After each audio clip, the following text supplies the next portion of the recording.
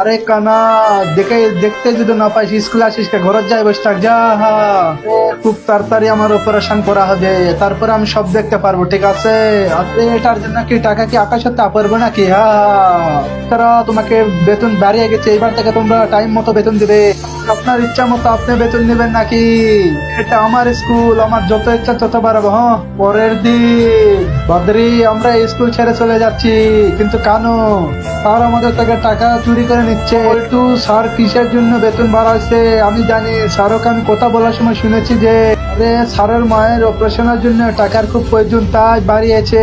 বাচ্চারা, স্যার আমি আপনার ভুল ভেবেছিলাম, জানতাম না আপনি চিকুর চোখের জন্য টাকা জোগাড় করতেছেন। স্যারের কাছে যাই, পড়ে গেলাম। চিকু, আরে বেটা চিকু, তোমাকে লাগেনি তো? এই ছবিটা দেখে বলো তুমি কাকে বাঁচাবে। যদি মাকে বাঁচাও তাহলে ভিডিওটাকে লাইক করে চাও। Thank you sir,